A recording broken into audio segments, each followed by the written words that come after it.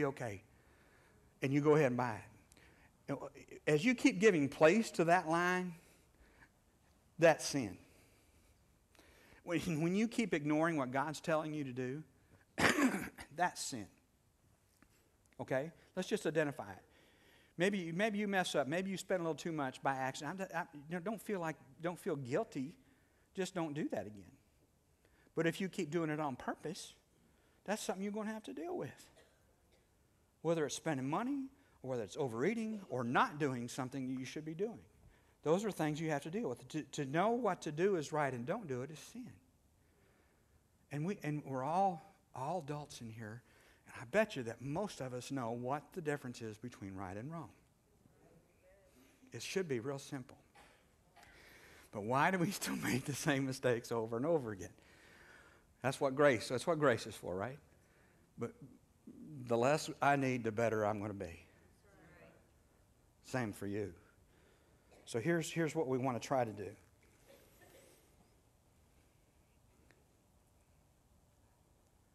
I want to share this with you. Procrastination is probably one of the biggest struggles that Doug Knapp has. I'm being honest. This come to Jesus Day. Okay? And I got to deal with it pretty often, to be honest with you. I have issues that I can date back. Probably my mother could probably, if she thought, she'd probably think of some things when I was a kid that I procrastinated. Probably homework. Right? She closed her eyes. Yeah. A visual just came into her mind. Brushing my teeth. Probably didn't do that like I should. But I'm just saying to you, procrastination has not been my best suit. It hasn't. And one of the things that God is dealing with me right now, and I'm going to be very, very, very totally open and honest with you.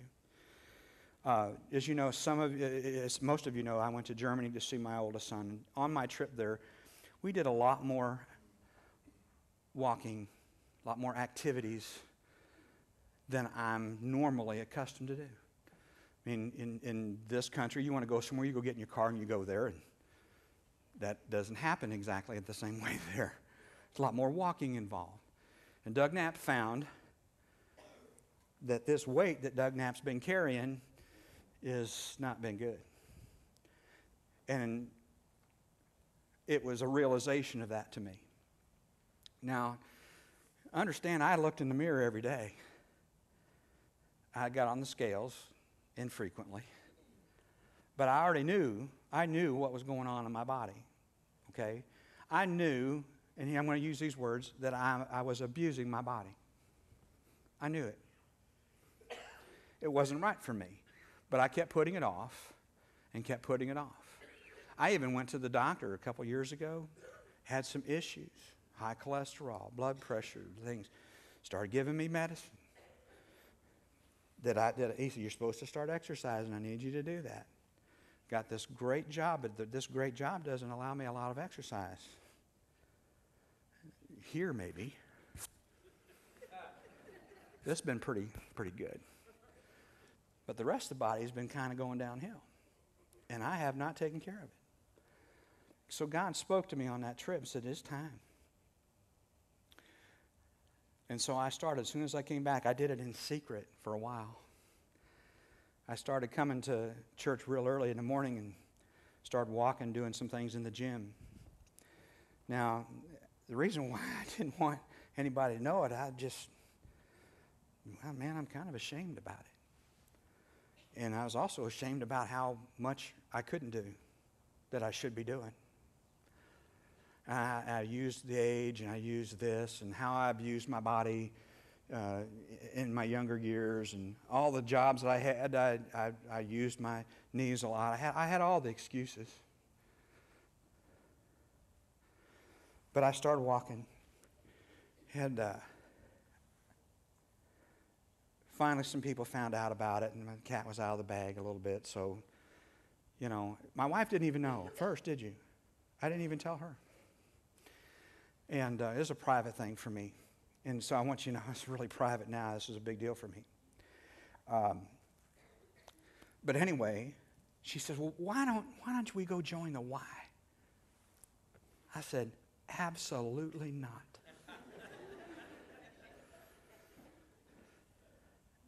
Well, why not? I said, I'm not going to the Y. First of all, I've been down there before. I know who's there. They don't look like me. Most of them anyway. And I don't know how to use all that equipment, especially the stuff that's got electronics on it now. You got to hit 18 buttons and, I said, I don't know how to use all that. I said, and if I did, I'd probably do it wrong. I'd probably have to go to the hospital afterwards or something. And I had about 18 excuses why I wasn't going to go to the Y. A couple days later, I went to Dr. Sean's office, Sean and Heather Bladel, sitting right there. And they love me, and I appreciate that. They've been a big blessing to my wife and I. And he says, "How you doing? How you doing? How you doing are you doing any exercise?" I said, "Yeah, you know what? I did start. I finally did. Started walking." And he said, "Man, that's great." He said, "Do you belong to the Y?" I said, "No." So one of my deals was I didn't know how to do anything. So I don't know how to do any of that stuff. He says, "Well, if you join the Y," so I go down there almost, every day during the week. And I'll tell you what, I'll meet you down there 3 days a week at lunchtime if you want. I'll spend 30 minutes training you.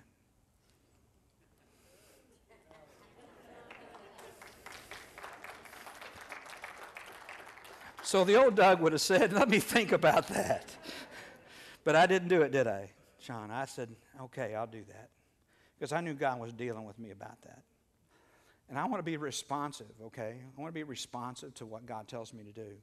Because He's got something in store. He's asking me to do something. He's got something in store for me to do. He's not just doing it because it's, you ought to. Just there's something He wants me to do that I'm not going to be able to do unless I do it. And so I started a few weeks ago. And here's what happens.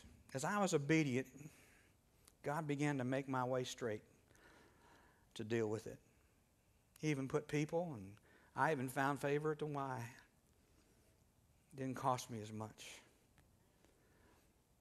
See, God had all the things planned out for me, so I didn't have to worry about the issues. He had Dr. Sean. He had not that the money was an issue. That was just a side treat. I didn't even expect that.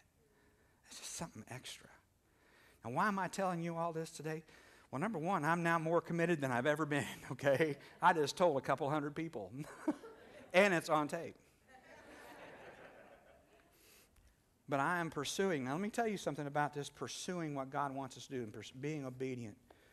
Now, you can relate this to any issue in your life. Now, I'm relating it to this one because it's what I'm dealing with right now.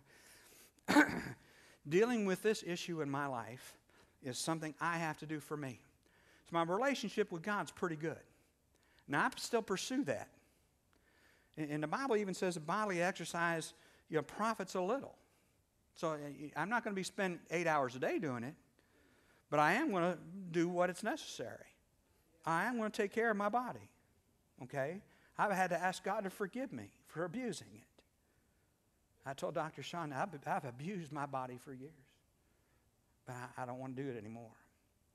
Now here, let me tell you one thing. He's a nice guy.